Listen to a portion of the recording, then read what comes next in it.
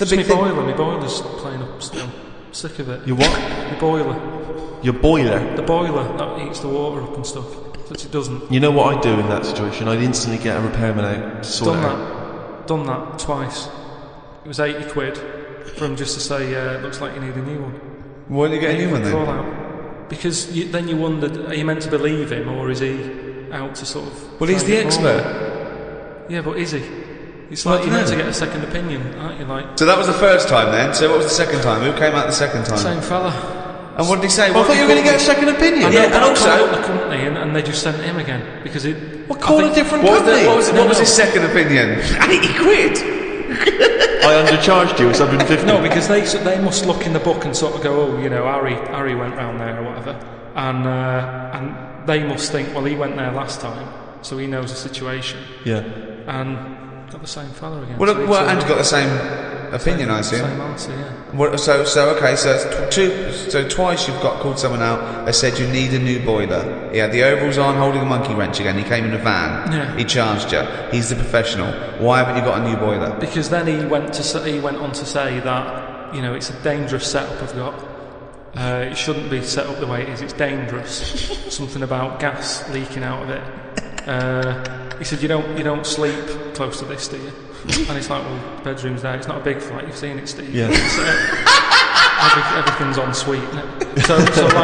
So he went on to say everything's en suite. So anyway, he's just sort of said, look, you know, he doesn't want to touch it. He said, you need to get someone in who can sort this out for you. But what? And it took him 2 visits, 160 quid to figure that out. Yeah, this is what they do, isn't it? Yeah. So what's his advice? He just said, you know, there are people out there who will touch it if you pay the right money. Well, okay, so you're going to get an expert in who does this thing and sorts it out. So. Well, no, I called up my dad. Oh yeah. He always knows someone who can sort stuff out. And he said, one of your cousins is a boiler man, and they're coming round, but I've never met them. And it turns out that person, because like the whole family, you know, I'm not into sort of keeping in touch with people. Sure. I haven't spoken to my brother for, I don't know, 12 years, and sister about 15 years and that. So the idea of this cousin, who he might as well not have said he's my cousin, because I'm not going to know him anyway. I mean, that last fella, Harry, might as well have been related. So they're going to turn up, and now it turns out that because they haven't seen the rest of the family, they're going to use this as a reunion. Oh, what? So they're all going to come round whilst they're all coming round whilst he fixes the boiler. Yeah, and I hate it. I hate family things anyway. So they're going to come round and just look at you? Well, yeah. Apart from the one who's fixing it, he'll be fixing it, and the others will just be sat around, sort of going, "So, how have you been?" It's like, well, where do you start? I haven't seen. Seriously, I mean, they are strangers. When they buzz, I could be letting anyone in. Was the door. And so you're going to entertain them all in your flat? Well, I said to my dad that I might just say that I've got to go to a meeting, let them in, and then shoot off. I love that. So now they're strangers that you're letting in your flat and you're not even being there. That's the best thing. That's the security. Now, Karl says he remembered this year for his boiler being a bit of a pain. But now everyone knows over the past sort of few years, my big pet project, it hasn't been my own career, it's been get Karl famous. Yeah. I want people to recognise him in the street, come up to him and say, you bald-headed mank twat. Make his love. Let me tell you now, Rick, I've been out and about, and a lot of people have said to me, they've come up to me and said, it has Karl Pilkington got a head like a fucking orange? Well, and I've had to instantly confirm the answer to be yes. Well, I'm in America quite a bit, and it doesn't matter when I'm talking to David Bowie, The Simpsons, all these people on 24, all these people who have got these amazing careers and lives say, is Karl Pilkington really like that? I say yes, he's not 2 short planks, he's 3 or 4 fucking short planks. Thick but short but thick fucking planks. Lumps of thickness. But he's had a call. He had a call recently from a film company asking him if he's got any ideas for movies. Now, how desperate, in what dire straits must the British film industry be that they're going, we need Karl Pilkington. We have hit rock bottom. And he went along for an interview. So what, and you went in and you... I went along and had a meeting in a cafe. And they just said, right, got any ideas? and sort of said, what are you thinking? What sort of thing are you after? Are you after action, thriller, whatever? Because you can provide anyone. I love that he's playing it cool, like you've come to the right person. But time's precious, what do you need? Yeah, I'm Karl Pilkington, they call me the movie doctor, what do you need, Papa? So, thought of this idea sort of on the spot. Good. That was no, but sometimes that's how good ideas come up, don't they? Just so a lot of yours have come up, yeah. No, but if you just talk, I find that your mouth comes out with stuff. Right, there's another quote. Right. There's another quote. If you talk, your mouth comes out with stuff. That to me stands along with what were those things in Gremlins called? Does your brain rule you, or do you rule your brain? No, but what I mean, if you sit there and try and use your brain to do it, right, it doesn't work the same. Just keep talking. Just keep your mouth talking, and eventually it will come out with something pretty good. That is exactly what Plato said. So anyway. Aristotle, he said, sit down, I've got an idea for you. Aristotle said, Plato, I'd want you to go, right, just keep talking and eventually your brain will come out with stuff. So what I thought, I just started off by saying like actors' names and that who I thought should be in it, because then that's giving more, it's building. Right, okay, so who's you say? So I said, right, I'm seeing Clive Warren. Who the fuck's Clive Warren? Who's Clive Warren? The one who was in Closer. Clive Owen. Clive Owen. Right, alright. Did they look at you like you're a fucking idiot? Well, so they all started trying to figure out, who's this Clive Warren we've not heard about? He must be amazing. He's not Clive Warren, get me Clive Warren on the phone. Get me Clive Warren. And I said Rebecca De Mornay, right? She hasn't been in a film for 15 years, has she? Clive Warren and Rebecca De Mornay. I love this. They thought he was a genius. They thought he was an absolute nugget. Like, we've never thought of putting Clive Warren with Rebecca De Mornay. But hang on a minute, you could have any film star. This is your fantasy casting, and you choose a bloke that doesn't exist, and one who hasn't been on TV or in a film for 10 years. Oh my God! Why didn't you choose someone who existed, or someone who's a big star? Oh God, Clive De Mornay. Clive Warren. Oh God. So anyway, so they're going, and what happens is they're going out and together and that. Yeah, Clive Warren and Rebecca De Mornay. I said, it's one of them where it starts off and the people, you're seeing into their lives from like the morning. So it's like a nice sunny day. Yeah. Radio's on. They're going about the day, they're having the breakfast, they're saying, what we're doing tonight, they're planning a big do that night and stuff. And you're thinking, they've got a nice life. She's like, love you and all that, yeah. He walks out the house, gets hit by a bus. Oh. So Clive Warren's dead, right? Yeah. Now, what happens is, she's devastated, Rebecca. I don't know if Clive Warren would take that part. Because he ain't got much to do, has he? No, I don't. If I know Clive Warren, and I think you do. I think I do. He's going to say, "No, hold on though. There's more, isn't there? Have you jumped the gun there, Rick? Go on, mate. What? Carry on. So he's hit by a bus, so he's dead. He's hit by a bus, and that the titles come up. Oh, it's got you, right? She's Starring devastated. She's fed up. She's devastated in that. Doctor says Clive's dead. And who's playing the Doctor? Jack Nicholson House. What's that fella who was in Independence Day? Will Smythe. No, the old black fella. Morgan Freeman. Yeah. Get him in. Morgan Freeman. Yeah. He says, "Your husband's dead." Right. She's like, "Oh God." What happens then is he says, "But listen, what we can do now, we can take the brain out." Right. And a fact that I read that day before the meeting, this isn't in the film now, this is me. Right, but lucky, lucky. I read a thing about how the brain can run on half of it. Yeah. You've actually got a full brain. Yeah. You can run it on half. You can run it on half. Right. Yeah. So this was in my mind still. So I thought I'll get that in. Well, half your mind, yeah. So I said, what happens is Morgan Freeman says, been working on this. You can run your life on half a brain. Right. She's sort of a bit like, what are you telling me this for now? My husband's just died like 20 minutes ago. Yeah. And he goes, yeah, but if we're going to do this, we've got to act quick.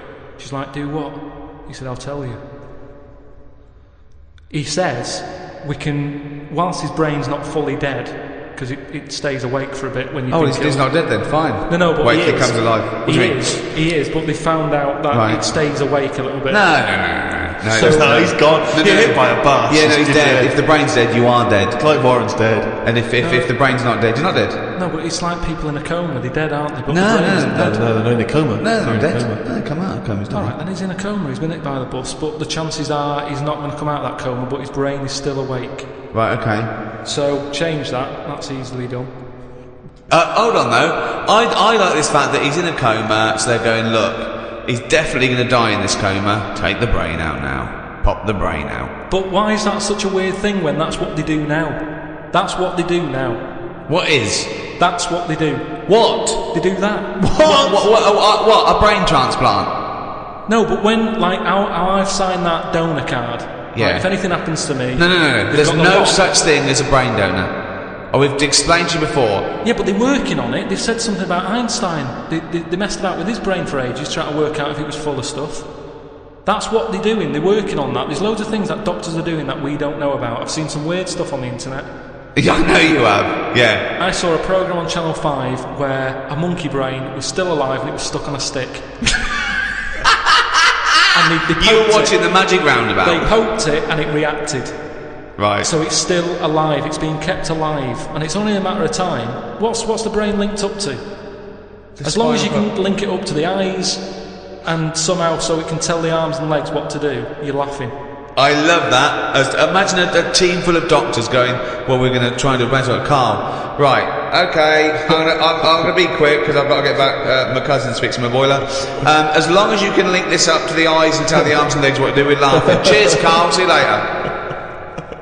Then what happens is they say, do you want half of his brain in your head? She says definitely not. I'm having you struck off. She starts screaming. She calls the police. He gets Yeah, arrested. but you'd have said that years ago when people can have like someone else's arm put on their body and stuff. Yeah, but he's only in a coma. Yeah. No, but he's not going to come out of that coma. Right. So it's like this or nothing. It's Right. like, look, you know, what we're going to do here, we can either turn the switch off, Yeah. or we can put his head in your head. But why would So you? what he does? So what they do then? They're going to take half his brain. Half of his brain, take Put out it- half of hers, pop it in place. Why would she do that? Because she loves him. But hold on. But no. Wait. What would she then be? Because this is what I'm trying to tell you. Okay. Sorry. What happens is, he explains all this, so I mean this would probably cover about 20 minutes in the film, but I'm just rushing it. I just rushing switched it off, now. but yeah. No, you wouldn't. This bit would have you. So what? Well, I'd have actually left when I wouldn't have even gone in to see a film starring Clive Warren and Rebecca De Mornay, unless it was 1985. So the thing is, she's the same as you. She says the same thing. She goes, "Why would I do that, doctor?" And he goes, "Well, what will happen is, he's gone, but you'll have his thoughts. So in the morning when you say, oh, I don't know what to have, well, I have cornflakes. His bit of the brain will sort of say, Have a Weetabix. Have shredded wheat, whatever." And she's like, "Oh yeah, good idea." Sorry. So the point of this film is that the dead man can remind her what breakfast cereal she likes. Yeah. So the thought. What do you mean? Yes. So that's it, is it? No. That's not the only thing. Wait a minute. This is only Act One. That's just the first bit. Everything's going well. She has it done. So who is she? Is she herself? She's Rebecca De Mornay. Yeah. But now With and again with him chipping in with a bit of voiceover. So the idea is it's all going well at the beginning. So she can't decide what So dress to wear. she's had half of her brain taken out and put in a bin, okay, and Clive Warren's half has been put in there. So now she's walking round, okay. So she's schizophrenic. Oh no, it's okay though, because the bit they put in of Clive Warren's brain is actually him in a coma. So there's nothing happening anyway, don't worry about it. So all she's got is half a brain. No, like I say, the brain is alive, so it's all going well when she leaves hospital. Yeah. And she gets her first taste of it, and it's a bit weird to get hold of because she's sort of, I think when she signs herself out, he's sort of fighting, writing his name and stuff. So there's a few sort of technical things that she has to get used to. And does Clive's brain What does know he that think? he's now inside her brain? Does that matter? Well, I would say it matters because otherwise. Yes, it does matter, Carl. What's he thinking? What's the point of this? Why has she gone along with this? Because she really loves him. But what's in it for him? What does she think? Well, say if I died, Yeah. and Suzanne said, "Go on, I'll have half of Carl's," right? She would wake up in the morning to a thought of me sort of going, "Oh, you never guess what I've just thought about," or whatever. I'd still be there. But she It's wouldn't only ever do physical, that. isn't it? The rest of your body is sort of waste, isn't it? But Carl, the rest of your body's sort of waste. No, it is kind of. When someone dies, it's Yeah. not that person anymore, is it? They're still there physically. Yeah. But you can't have a chat with them. So if you could have someone's brain in your head when they're dead, you'd have it, wouldn't you? What are you talking about? Why would I have someone's brain in my head when they're dead? But what I've else? got a perfectly good brain. Yeah. So, but like I said, you're running on half. So Who's running on half? So you're telling me you wouldn't have it done then? Of course I fucking wouldn't. I can also categorically state I wouldn't know. Yeah, but you're saying that now, but once you're in that position that someone who, you love and that dies, if the doctor said, do you want it? No! And I'd go no! It's madness! I don't think you- It's But wait, madness! All right. Let me just ask this as a question, even if we accept this as a possibility. If Clive Warren doesn't know that he's in Rebecca's brain, their love and the conversations they used to have and what would the connection between them is going to be absent, because she's going to be talking to him and he's just going to be going, I don't know, Shredded Wheat. It's all thought. You don't have to So talk. they're not talking to one another. Well, they are, but not out loud. She's not walking down the corridor going, what do you think, Clive? Right. And he's saying shredded wheat. It's happening. Right. But So- how is this dramatically so they're shown sort on screen? Do we hear those? So now that they've Yeah, got you hear up, the voices. you hear the You voices. hear the voices. So tell me a typical bit of dialogue. Well, we've done the breakfast scene. Yeah, that was okay, dynamite. yeah. That's fucking Oscar winning. Yeah, can we do lunch? There may be like at the funeral, because even though the brain's still alive, they still have the funeral, and you can have like a funny bit where they stood around the grave, and like there's some relation there who he doesn't like, and she can start laughing, and the family are looking at her going, why is she laughing? Yeah. And she's sort of laughing, and he's saying something a bit rude, going, look at her head.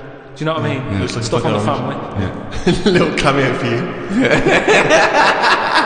Yeah. And so you have all that, and people are sort of liking the film, thinking, oh, it's quite funny, this. And then you hit them The hard. 8 people that have gone to see it. Yeah. Rebecca De Mornay and her family. Clive Warren's 3 mates.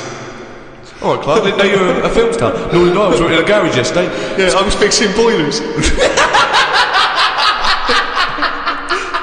Anyway, this is where you get them. It's the most ludicrous idea for a film I've ever heard. It's the maddest. Honestly, it really is the ramblings of a mental case. Right, I have to say though, I am hooked now. I want to know what's going to happen next in the story. Oh, Christ. Remember, I was making all this up. It's not based on a true story then. Imagine if he said that in a meeting. Remember, I'm making all this up, and they go, "All right, oh, okay." I thought, oh. So the meeting's still going on. They haven't left at this point. No, they were sort of going, oh, right, yeah. But what annoyed Check, me please. Check, please. That's the annoying thing. It was like, I just wondered whether this is what they do just so they can have a cake every day at 4 o'clock, because it was odd. I can't imagine Spielberg sort of nipping down to Costa Coffee to discuss E.T. So I said, right, so this is where you get them. You've got everyone laughing, and that's what it's all about with a film, isn't it? It's emotions, messing with people's emotions and that. Yeah. So they like that. They were like, yeah, it is, yeah. Yeah. Thought, Oh, that's and a there whole you go new, again. whole new outlook to filmmaking. That's me mouth coming out with stuff that even I didn't know I knew. Yeah. So then I said, right, then what happens is, she hears the voice go, Leslie, where are you? Something. Right. Her name's not Leslie. No. No. Just thinking, who's Leslie? Yeah. So in her mind, she's going, who's Leslie? He's going, oh, He's thought, hang on, I've let something slip. I've let something slip. So she's going, answer me. Oh. He goes quiet on her. Oh. So He was having an affair. this is the thing. So she's trying to hunt down Leslie. Leslie. And he's got to stop her thinking it. Then what happens is, I mean, you know. Where your backs? So he's got to hunt down Leslie. So she's got to hunt down Leslie. Right. And that can fill about half an hour again. I'm not I love quite the fact that you're doing it how far you've got through the film. Yeah. You've got to fill up 2 hours, right? Do one more idea, we call it half hour, that's the end of the film. See you later, starring Clive Warren. So Nice to see Rebecca De Mornay again, wasn't it? Yeah. So Leslie has got to be sought out. It's a woman, is it? Another Leslie, or It's is it another a bloke? woman. Right. But what happens is, I mean, without ruining the end for everyone, what would sort of happen is, Oh yeah, because you don't want to ruin it for them, because this will be filling the multiplexes in no Yeah, time. this film's definitely going to be This is made. definitely going to get made. but seriously, isn't any pick a massive Hollywood film and look at it on paper and go, that's a balmy idea. Casablanca. I haven't seen it. Okay. So what I'm saying is, That's why they called on him as a movie expert. This is a different sort of love triangle. They've all got their own brains and legs and stuff, walking around interacting normally. But that's just it. It's the power of love, isn't it, in a way? Yeah. But sorry, I mean, I don't want to see. No, it's the greatest love story ever told, set in a head. But listen, hang on a second, Carl. I don't. Yeah, you've got to tell us the end. I don't think you can let people listening. Come on. What's the end? Waiting for the film. Just let your mouth talk. Right. So what I said maybe, because I wasn't sure about this end bit. I thought they might think it's daft or whatever. You're putting yourself down. I imagine it's dynamite. Go on. I said maybe you could have something like this, and they were there. So going, what's it going to be? Transfixed. Yeah, well, he's come up with some great stuff at the moment. What happens is, his brain is more powerful than hers. Right. How is there power? Why is there no power involved? It's got a stronger will. What I mean is, the brain, her brain was running the rest of her body. Now he's taking over. His brain's just sat there, isn't it, thinking stuff. Right. Brilliant. So that gets more powerful and overrules her body. Okay. Yeah. She then fancies Leslie. So it's a lesbian hold on, film. this is building up to a lesbian love. So what the? Well, it's trendy, isn't it? That? So just have a bit of that at the end, and that is the worst idea I have ever heard for any piece of art. I mean, it would be the worst. It would be the worst TV show, worst book, worst everything. It's the worst idea. It's not the worst idea, because as long as a film makes you think. But this doesn't make us think about anything. I'm thinking, who the fuck's Clive Warren? So hold on. So he overpowers her, so she is now a lesbian. What's Leslie getting out of this? Why does Leslie think, hold on, why is my dead lover's wife coming on to me? Because this is what I'm saying to you. It's relationships. It's the love of two brains. Right, okay. Again, can anyone out there, can we make that into it? That's a quote. The relationships is a love of two brains. Now, he's got something there. He's got something there. But my point is this. Why is Leslie suddenly turned lesbian? Because she loves the brain. But does she know this is Clive Warren?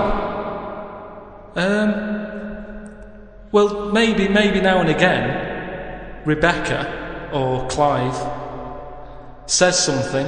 Rebecca will say something now and again, like, "Oh, I like me minge. I like me food done like this or whatever." And it's all about say if like food cooked. Wait a minute, Clive Warren on this food cooked. I'm in two minds about this bacon. Yeah, what I'm going to turn into a lesbian. People shredded wheat. People like what they like, and it's the same way, like I've said to you before, with someone who's been going out with a woman, and then is found out that she's got a twin sister, and they divorce that first twin and go out with the other twin. It's all the same. You're after the same thing, aren't you? Yes, but that... When a cat dies, you buy another one. It's the same thing. You want that same... Yeah, but you don't necessarily switch your sexual orientation. In the case of your twin scenario, they both look the same. Yeah. Has there ever been one where it's a twin boy and girl? Well, I was going out with her, but I mean, he looks a bit like her. Yeah. I loved boobs, now I like cock. Well... This is your problem. You don't know anything. And this theory about if your mouth talks enough, the brain will kick in soon, it hasn't. Rick, you may be interested to know that Karl Pilkington, basically thanks to the efforts of your good self in making him into a household name, has got a book deal. And there's a book that will be coming out later in the year called Happy Slapped by a Jellyfish by Karl Pilkington. What's that about, Karl? What's the angle? Is it a novel? Well, again, I just was letting my mouth sort of think and what have you, just churning stuff out, and I was thinking about holidays that I've been on, because they always say write about what you know and stuff. So I thought, well, I've been on a few holidays. Write about them. I actually thought about it when I was on holiday. Is it like a travel book then? It's your experiences? It's just like a rough guide. And have you done it? Have you finished the... Yeah, I've just got to do some pictures and that and colour them in, and then it's done. When's that out? October? Yeah. So you say it's a travel book, and yet I've managed to get hold of a few pages. And this chapter is titled Australia. So you've never been to Australia? No, I know. But, well, it's not. How is it a travel book? No, it's not. It's not like Wish You Were Here type thing. It's just saying, if you're going away, think about it. Right. It's just asking people to sort of think. But why don't they just let their mouth do the thinking? Why No, don't but just have a read of like my thoughts, and you might Okay, have the so same. You don't know anything about Australia because you've never been. No, but exactly. So I'm saying I've never been. This is why I've never been. Is this why you've never been? Well, that makes no sense at all. It makes no sense at all. It's a pointless book. It's not a pointless book. Well, Sorry, whereas you thought it was going to be what? Right, can we read a bit of it then? So this is the chapter entitled Australia. Box jellyfish, crocodiles, snakes, blue ring octopus, red-black spiders, funnel web spiders, great white sharks. Just some of the reasons that put me off going to Australia. Every creature is bigger and angrier than anywhere else on the world. I put it down to two things. One, it could either be because spiders and snakes and the like normally hide under rocks. The Earth is one big rock. Australia's at the bottom of the big rock, and they're trying to hide under it. Carl, you are a maniac! It's just thinking about it, thinking about where spiders go and that works, doesn't it? No! Why doesn't that work like Because a there's rock? no real upside down and bottom of the earth, is it? It's all relative to what? It's relative to what? A map that you saw? Well, it's a coincidence, isn't it? No, right, okay, read on. I've heard that a lot of people go camping in Australia, which I think's mental. If I was to fly all that way, I'd want a decent bed. Plus, I wouldn't be camping in a place where there are killer spiders wandering around. I agree. I've only been camping a few times, and each time I was glad when it was over. The last time was last year in Lyme Regis. Yeah. When did you go camping in Lyme Regis? Last year. It's alright, Lyme Regis. But it was all a bit of a nightmare, because I was going with my mate, and he said he knew someone who knew someone who had a bit of land in the garden. We had a bit of land in the garden. What's the point though, innit? You know, what's the point of camping in someone's garden when there's a sort of like a spa down the road and like a pub? No, because you're by the sea, aren't you? It's getting away from it all, seeing the world. It's not if you're in someone's front garden. No, back. Oh, sorry. Well, there's even less to see except 3 fences. No, but it's private, isn't it? So the thing is, he said, it's a great garden, the owners are away, and there's a toilet, an outside toilet that they have Getting for, like, away when they from have all that, parties yeah. and stuff. So we get there, and this lad who knew about this bit of land, Someone's back garden. well, yeah, said, you can't use it, they haven't gone on holiday. So now you're stuck in the middle of quite a big civilised conurbation called Lyme Regis. How are you going to survive? Well, we ended up just sort of kipping on the beach. But Did you pitch your tent on the beach? put the tent on the beach. We found a bit of... See, we found somewhere where there was a load of rubbish.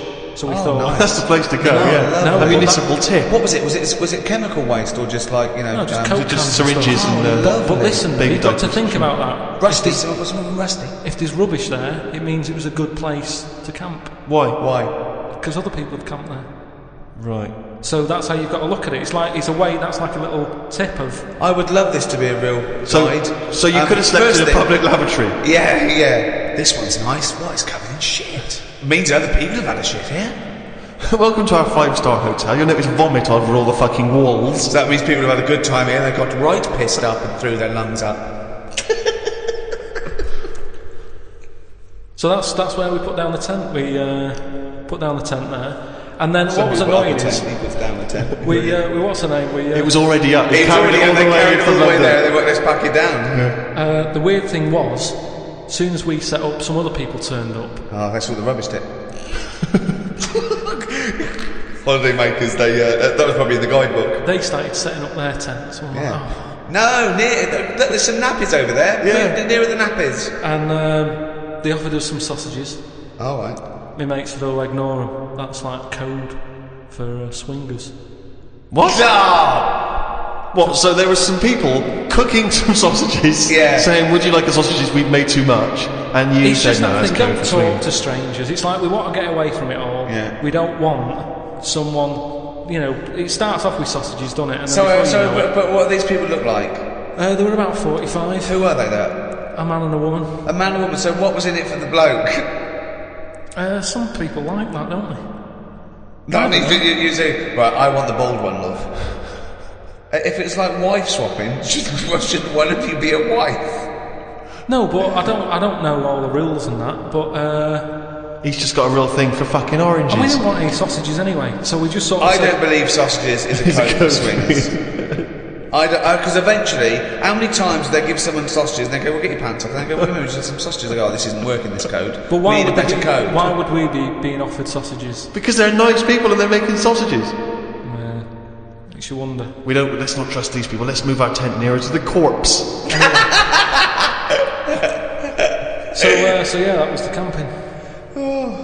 I think I'd quite like to meet some proper Aborigines.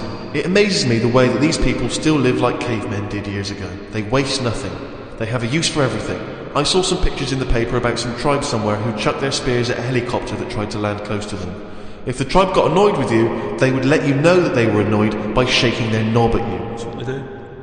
Oh, God! See, that's like a proper guide thing. Just in case you ever meet one, they start doing that. Karl just ends that chapter by saying, I don't know what the women do if they get annoyed.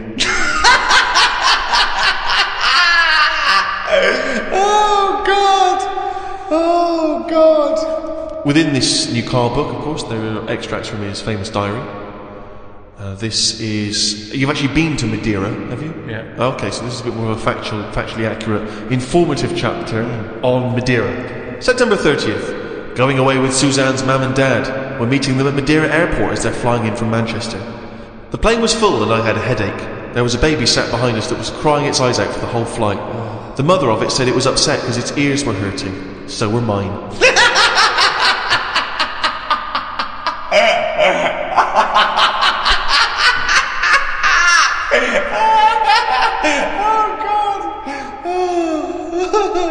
We had to get 2 cabs to the villa because they couldn't fit 5 of us into one. It cost €85 each. That's just whinging. That's not anything. It's dear, though, isn't it? It's a dear way. But that's not good. They don't know how far that was. They don't know that's rip-off or how, you know. It's just letting you know that. What? You don't know what the distance was. If it was a mile, it's a rip-off. If it was 25 miles, it's a bargain. And you know you can't get 5 of you in one cab. It's all little things that might help you on a journey. Yeah. Suzanne's dad said he liked the free biscuits that were in the cupboard. We went to try and find... Sorry, this isn't useful as a guidebook at all. That is absolutely in that. I know. They go as a guidebook, someone like, oh, Suzanne's dad liked the free biscuits in the cupboard. And most people complain, you know, and they're going to be like, there's no free biscuits in this cupboard. We went to try and find a supermarket. Suzanne's man was having a go at her dad because he didn't have a shirt on. She said he looks a mess and is embarrassed to be seen with him. It's their Ruby anniversary tomorrow. That's why we went away. Oh, yeah. I bought a fan to put in our room to drown out the sound of the mopeds. I've heard Wayne Rooney does the same thing with a vacuum cleaner. What? To drown out the sound of vacuum cleaners, or he puts a vacuum cleaner in his room if to you've drown out the just sound got of a mopeds? noise, if you've just got a noise that's constant, it makes you nod off. And it drowns out every other background noise. So all you've got is like, if it's a vac, it's just... And if that's constant for like all night, you just nod People off. next door going, they've got their vacuum cleaner on again. Put on the JCB. People next door going, they've got the JCB on. Poke the chickens. That's how nuclear wars start. Yeah. It works. Doesn't work. We watched... Earplugs. Drown out I've everything. tried them. I didn't like it, did I? Why not? Because I could hear my heartbeat.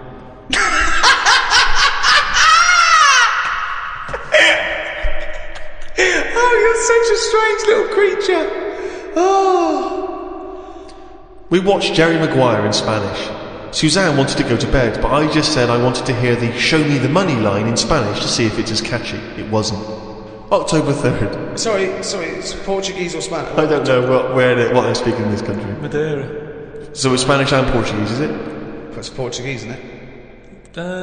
I think there's a mix. I think you get people going on Portuguese, holiday. I think. Yeah, but you get Spanish people going there. Oh, okay. So they sometimes show television programmes for possible Spanish holiday makers. Is that what you're saying? Or have you just got this factually inaccurate because it's a load of old toss? Oh, God! Amazing! Oh. October 3rd. Didn't do much this morning. Just think about this. Just think about this. Why would you put it in? As a holiday. Just think about this next line. Judith Chalmers. What happened? Not a lot. Think about this, Rick, as a description of a holiday. Right, okay. Okay, as Karl said, he loves to go travelling, it broadens the mind and Yeah. everything. This is what he did. He's there with his family, he's in Madeira. Didn't do much this morning. Just sat by the pool, saving insects that flew into it. I'm gonna die! like fucking Noah. That's amazing. How were you saving them? Did you wait for them to hit the water, then fish them out, or you grab them in the air? Just see the legs going. Oh God. Stuck my finger on the top. They grabbed on, lifted it off. And what, when some sort of insect lifeguard, you'd see someone landing, and you'd go, right, that's me, and you'd go in there. But it's hard to turn a sort of a blind eye to stuff like that, because you know that's something, you're witnessing death.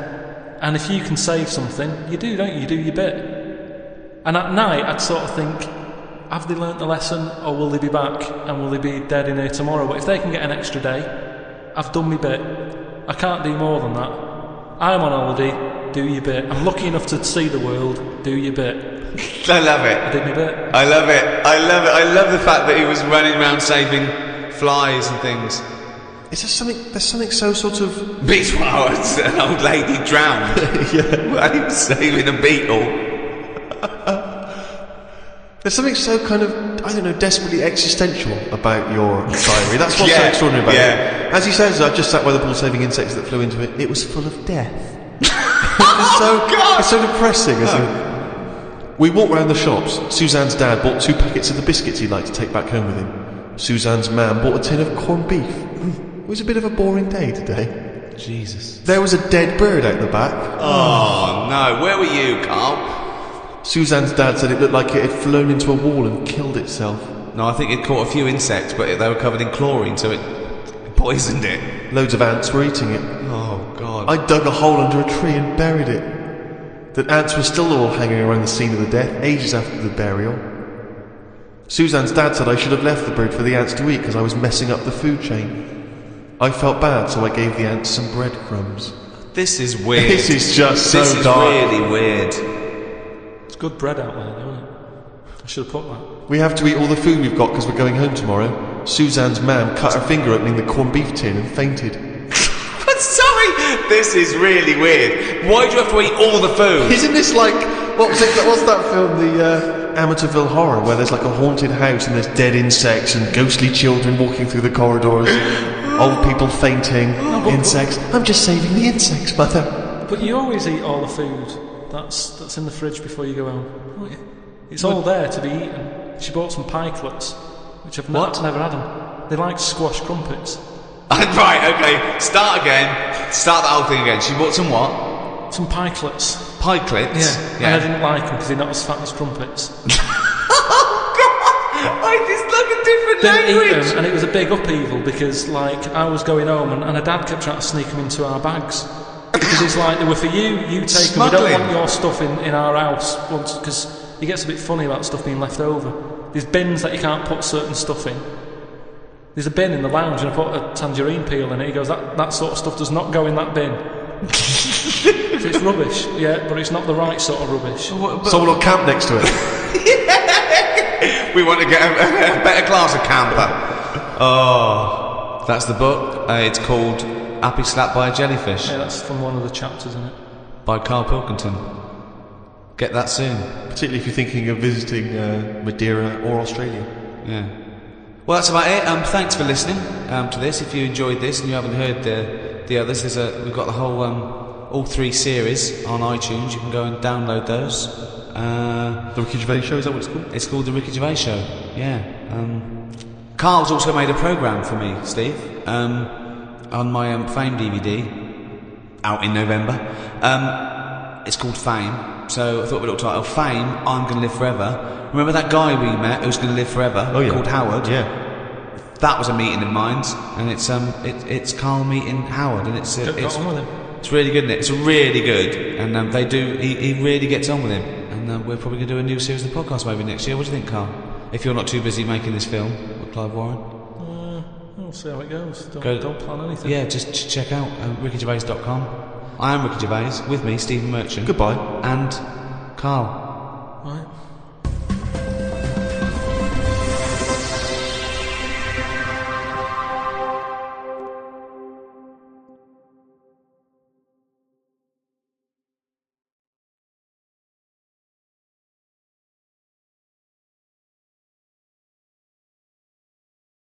I know you criticise it because you say I do sort of like films that aren't on, you know, current release, or that I sort of just do the plot, or you know, but you know, Have you taken that criticism on board? I have. Good. This week's Ricky Gervais film review is Jungle Book. The Jungle Book? Yeah. That was made in, what, 1968? I don't know, but listen, shut up, right? It's a good review, right? Right, for people who either have heard it or haven't, you know, you might learn something. Sure. Because it's sort of my take on it. Has the review begun yet, or...? No, it's good from now, yeah? Go.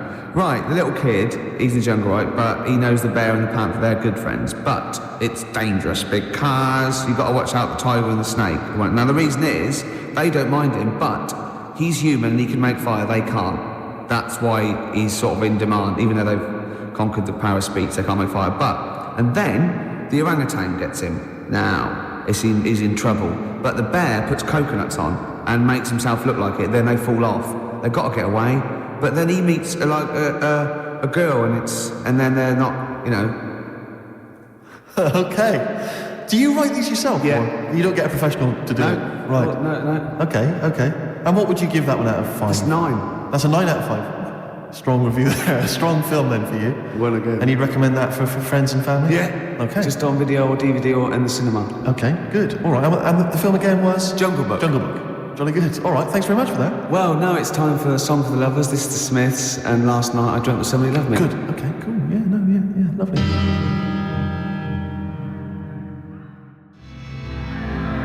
I forgot. Go on. The elephants. Oh, well, that's going to ruin it for everyone. They won't understand what you're talking about. Yeah.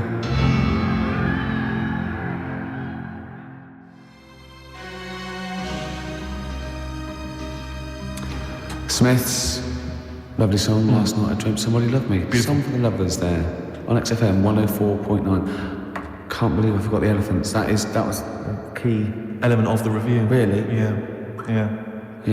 Don't let it get you down, Rick. I know these things depress you if you've not done the film review as best you could. That kind of winds you up. Yeah. You stew about it. Played a beautiful song there. Songs for the Lovers. Yeah. And, I do get depressed when I see people around me who've got, girlfriends. And I think, because I have them, and I just think that, what's the rule? When we mentioned last week that fat bloke from Pop Idols, he's got a bird, which annoys me, angers me. And this really depressed me. Walking into Piccadilly Circus Tube a couple of nights ago, homeless guy, wrapped up, unwashed, and northern. And he's being spoken to by some kind of carer, some worker who'd come out to dish out kind of stale sandwiches. And I just overheard as I was passing him going, well, of course, it's very difficult maintaining a long-distance relationship. And I sort of lingered for a bit. I was thinking, what? And he was going, yeah. And basically I pieced together that he's got a girlfriend. He's from Leeds. He's got a girlfriend who's also homeless, who's homeless up in Leeds. And occasionally she kind of homelesses her way all the way. I love the fact that he's travelled to be homeless. I know. Pathetic. It angered me that they... Is there a lot of cheap housing in Leeds? Would that ruined it for him? But it just was... I assumed maybe she was squatting or something. But it was like... And it just depressed me because it was like, not only is he is he homeless, but he's got a homeless girlfriend, but the homeless people are finding love. Yeah. Do you mean it's so... that's really depressing, Carl, isn't it? Unless they both became smackheads together. No, Carl's found love on the street before, haven't you? How's it going with your bird, Carl? Are you married? How long have you been out with her? 7 years. Because, you're quite a simple man. Yeah. You're sort of a simple... In a nice way. You're like Helen from Big Brother. Yeah. You're sort of nice enough, but... But I look normal. Well, yeah, you sort of do. But you could be one of those that just suddenly go mental with a pen. Yeah, do you know what I mean? Stab people through the eyes. Yeah, you sort of look normal. If I wouldn't really want to wind you up to a point of frenzy. How did you meet your girlfriend? Through work.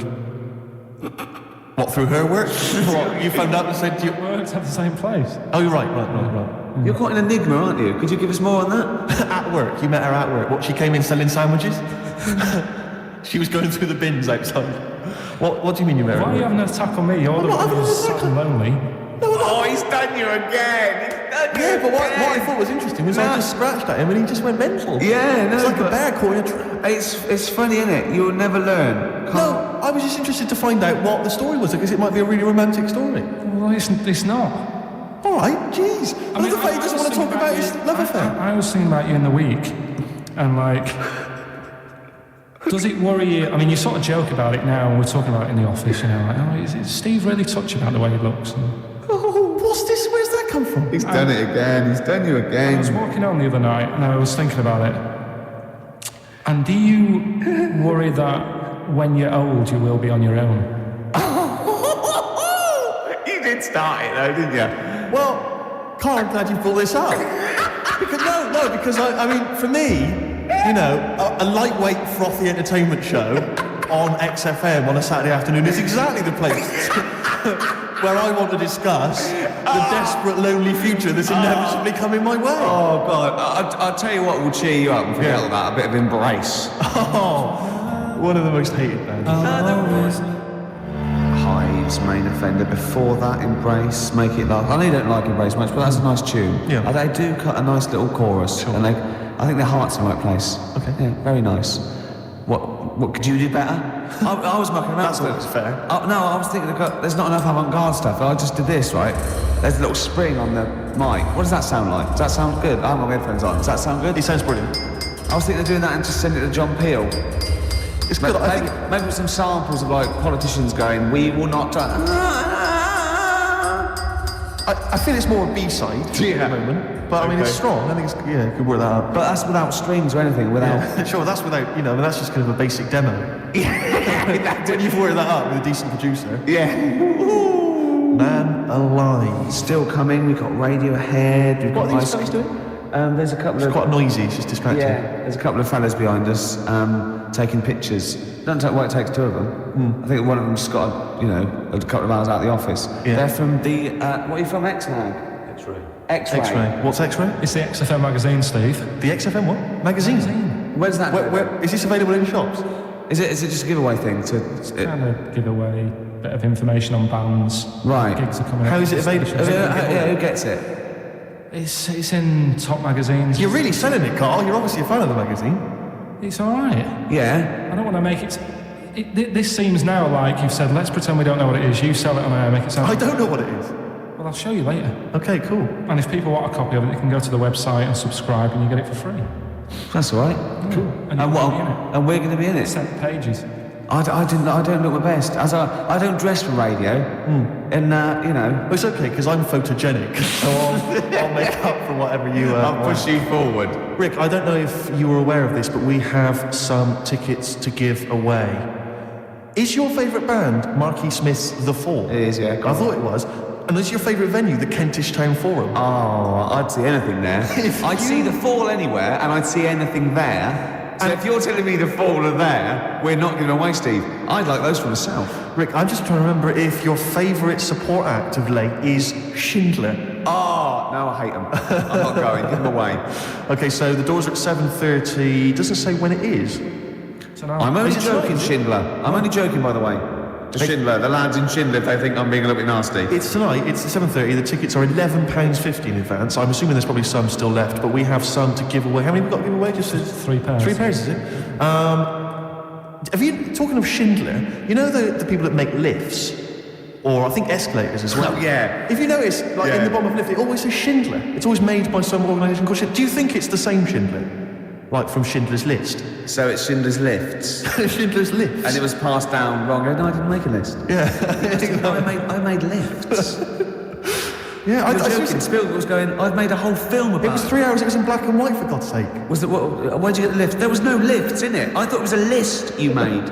No, I made lifts. Oh. Anyway, next time we're in the lift, check that out, that is true. Anyway, we've got 3 tickets for the 3 pairs of tickets for the 4 who are performing tonight at Kentish Town Forum. If you'd like to win them, here's a question for you. Which Radio 1, rival station, which Radio 1 personality used to be a member of the 4? If you know, then you can get in touch on 08700 800 1234. Or it's ricky.gervais@xfm.co.uk. Is it Chris Moyles? I don't want to give it away. Is it John Peel? I don't want to give it away. Okay. I don't want to give it away. Okay. But 2 words for you. Emma B. This is XFM. It is indeed. I mean, just looking at the Polaroids, the test the photographers do. And I'm not at all happy. no, do you know what I mean? Though? It's like I kid myself. I must walk around. It does take mirrors and photographs. Like, oh no, yeah, I forgot I look like that. Yeah. Do you know what I mean? Sort of like you look at that. Look Yeah. at tree Look at trunk. me, Rick, there. That's always with me. Oh, There was a bloke downstairs thought I was Johnny Vegas. He was going, I love those adverts with a monkey. I didn't have the nerve to say I'm not him. At one point, he actually said, I like that one when he hits you. And I went, yeah. He went, you do any more adverts? And I went, yeah, I'm doing a couple more. I just thought it's gone too far now. I can't say I'm not Johnny Vegas. Sorry, I'm not really listening because I want to say to you, can you get me more square on? Yeah. Square on are not so bad, it's from the side. Yeah, the side looks bad. All right, come on, Rick. Yeah. Carl, what do you make of that? Pretty face. Yeah, this isn't great radio. No, it's not. I know we never do great radio, Yeah. but this certainly is. This is some of the worst we've done. Yeah. We were talking before about Schindler's Lists. Yes. Like those people just like one thing, and they're famous for that. Now, do you think the Monopoly commissions should investigate Armitage Shanks? Yes. Because I've never seen another sink or toilet made by anyone else. No. When did they take over this? Can you hear that clicking? Yeah. Would you just stop just for a second while we're just doing this? Because he can't talk, because he's trying to make himself look so handsome. Well, exactly. I've got to strike him poses to sort of look normal. I've just changed my mind. I want to, you know that George Michael video where he doesn't appear, he just gets supermodels to play him, or kind of replace him. Can we do that maybe instead? Just get a leggy blonde in. In our place, like 5 people. Exactly. Instead of this is Steve. Exactly. He looks like 5 women. Yeah, no, that is Steve. And so you're talking about Shanks. Yeah, Shanks. They've got it sewn up. They have, haven't they? Yeah. When did they sort of like? I don't know who the Shanks people are. I don't think they make anything else though. I've never seen them making anything else other than lavatories and sinks. They seem to have got that. So who went?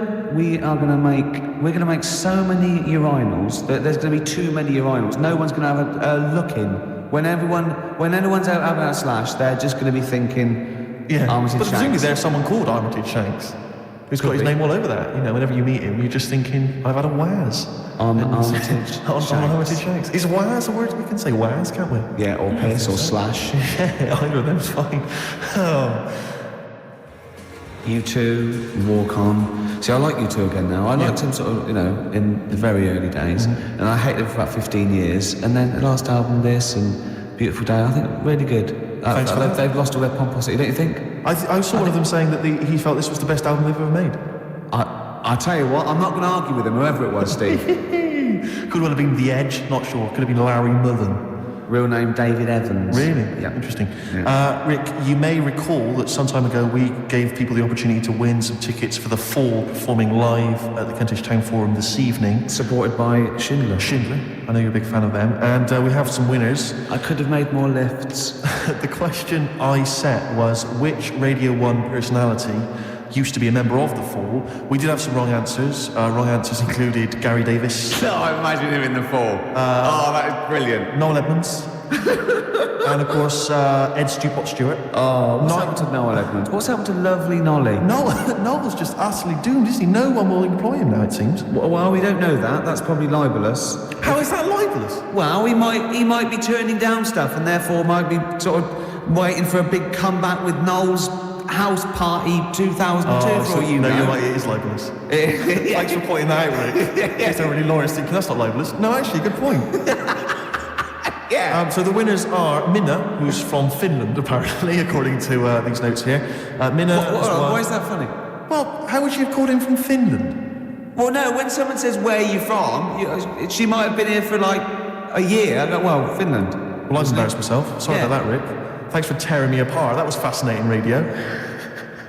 Vinny's also one. He's from Surrey. Imagine coming from Surrey. And Tom Prince from Camden. What a great name. Tom Prince. They're all the lucky winners. I think we've lost it. No, I was really good. The first few weeks, thought, and even the first hour. But this last 20 minutes, I feel that I've bored myself. Yeah. What's happened? I think it's because you keep picking me up on every single thing I say. It can't help, surely. And then if it's not you, it's Carl having a go. Yeah, but he's more going for your looks. I'm more working on your personality. Right, sure. But together... So it's my fault now that the show's going... No, but it's like, we're sort of like your mentors. You've got to be harsh. It's like you're like Eliza Doolittle.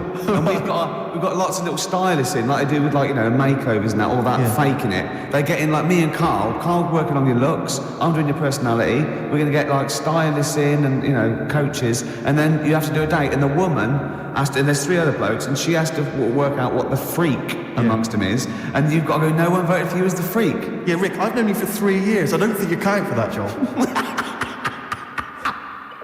Groove Armada, Superstar on XFM 104.9. It's nearly the end of the show, Steve. It is. I'm going to try harder next week. Yeah. I mean, it started off well, and then I didn't get bored. I couldn't concentrate. I know what you mean. I mean, I thought I tried hard early on with the anecdotes that embarrassed me and which Karl just used as. Well, I had the funny bullshit T-shirt I had, and the I had the woman. Walking around in my clumpy I had the washing with me. Oh, they were classic anecdotes, Rick. Oh, I love the first hour. I love the first hour. There should definitely be a sort of show on Saturday evenings on XFM with Kate Thornton Richard Blackwood. Blackwood would be good. Moyles in. Going, Just remembering the first hour they used to. Oh, it'd be great, wouldn't it? That would be lovely. Oh, it'd be amazing. There's people taking our photographs, which I'm not happy with. I'll be honest. I'm gonna have someone. Because I know you've. I'm only joking. He stopped. I was only joking. Oh, I've offended someone, which I don't like to do. And then we all the stuff about.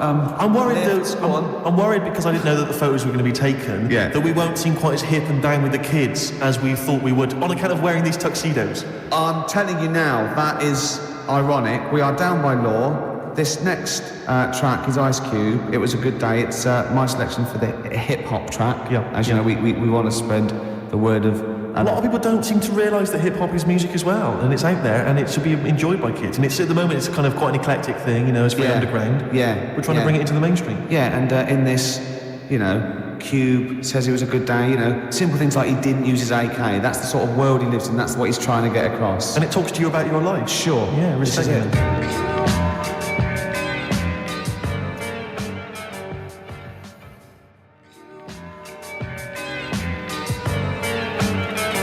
Well, there you go.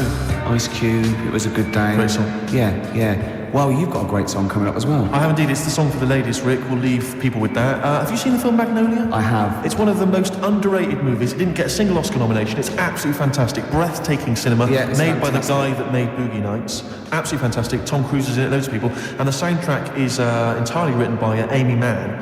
Now, I don't know if she's normally the sort of person they play on XFM, but she's a singer-songwriter of great skill, I think. Yeah. And this is a song that features in one of the most breathtaking moments in the film. It's amazing when they all sing. Yeah, it all brings it together. It is, we won't come across, obviously. No, but it nevertheless is a good song. It's called Wise Up. We'll be playing that in a second. But otherwise, Rick, that's it, isn't it? That is it.